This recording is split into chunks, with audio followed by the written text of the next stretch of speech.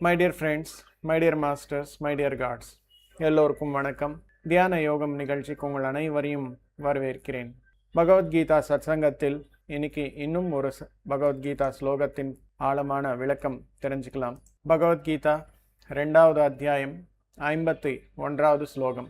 கர்மஜம் புத்தி யுக்தாஹி ஃபலம் த்யக்த்வா மனீஷிணஹ ஜன்மபந்து நிரித்விக்தா பதம் கச்யந்த நாமயம். கர்மஜம் புத்தி யுக்தாஹி ஃபலம் த்யக்த்வா மனீஷிணஹ ஜன்மபந்து நிரித்விக்தா பதம் கச்யந்த நாமயம். My dear friends, my dear masters, my dear gods, இந்த ஸ்லோகத்தில் ஸ்ரீகிருஷ்ண பரமாத்மா துன்பங்களற்ற நிலை என்பது எந்த விதமான கர்மாக்கள் செய்தால் எந்த விதமான ஞானத்தை பெற்றால் நாம் பெறலாம் என்ற விஷயத்தை சொல்கிறார். புத்தியுள்ளவர் என்றால் ஆன்ம ஞானம் பெற்றவர் என பொருள். ஆன்மீக வார்த்தையில் புத்தி என்றால் ஆன்ம ஞானம். ஆன்ம ஞானம் என்றால் என்ன?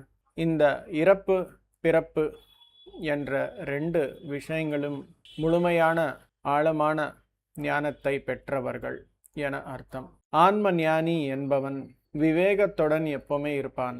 இந்த பிறப்பு இறப்பு என்ற விஷயத்தை முழுமையாக தெரிந்து கொண்டு வாழ்க்கையை வாழ்வான். அவர்தான் ஆன்ம ஞானி என சொல்லப்படுகிறது. ஆன்ம ஞானி என்பவன் எந்த கர்மா செய்தாலும் அந்த கர்மாவின் பலன் என்பது ஆசைப்படமாட்டான், பற்றற்றவனாக இருப்பான். ஆன்மா அதாவது கர்மாவை செய்தாலும் அந்த கர்மா செய்தேனே, எனக்கு ஏதாவது பலனை கிடைக்குமோ, கொஞ்சமாக கிடைக்குதே, நான் நினைச்சது கிடைக்கவில்லையே என்ற வார்த்தை என்பது ஆன்ம ஞானி எப்பவுமே நினைக்க மாட்டான். ஆன்ம ஞானி என்பவன் நல்லது கெட்டது என்ற விஷயத்திற்கு உயர்ந்த நிலையில் இருப்பான். இது 2ம் அவனு டச் பண்ண மாட்டான். இது இருந்தாலும் இல்லாமல் இருந்தால் எப்படி இருந்தாலும் சரி, என்னுடைய கர்மா என்பது நான் நல்ல முறையில் செய்ய வேண்டும். ஆன்ம ஞானி என்பவன் எப்பவுமே யோசிக்கிறது என்ன அப்படின்னா யோகம். அதாவது ஆன்ம ஞானி என்பவன் எப்பவுமே யோகத்தில் இருக்கணும் என்ற ஒரே ஒரு எண்ணத்தில் இருப்பான். ஒவ்வொரு நொடியும் ஒவ்வொரு செயல் செய்யும்போது அந்த யோகம் என்பது இருக்குமா இல்லையா அப்படின்றது மட்டும் பார்ப்பான்.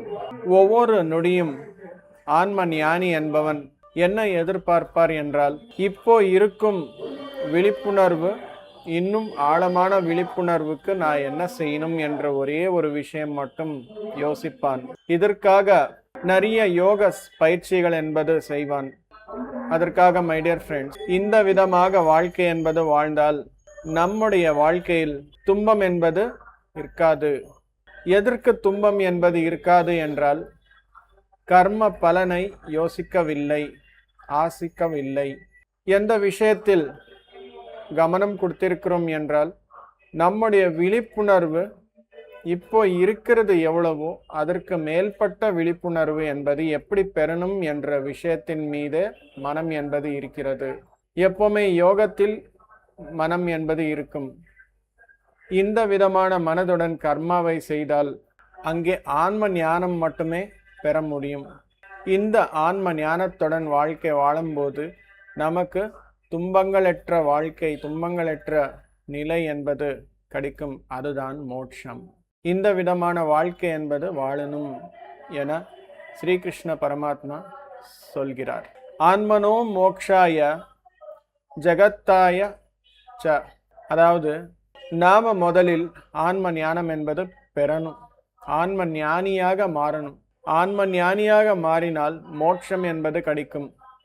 நாம மோட்சம் பெற்றதுக்கு அப்புறம் இந்த உலகியல் ஆன விஷயங்கள் அனைத்தும் கிடையாது. வாழ்க்கை ஆன்மீகத்துக்கு சம்பந்தப்பட்ட விஷயங்கள் யோசிங்கள் அப்படின்னு சொல்லி ஒவ்வொருத்தருக்கும் சொல்லி இந்த உலகத்திற்கான ஒரு நன்மை என்பது செய்ய முடியும். அதுதான் உண்மையான வாழ்க்கை. இந்த விதமான வாழ்க்கை வாழ்ந்தால் முக்தி என்பது கட்டாயமாக கிடைக்கும் மை டியர் ஃப்ரெண்ட்ஸ். அதுதான் ஸ்ரீகிருஷ்ணர் போதிக்கிறார். Thank you my dear friends.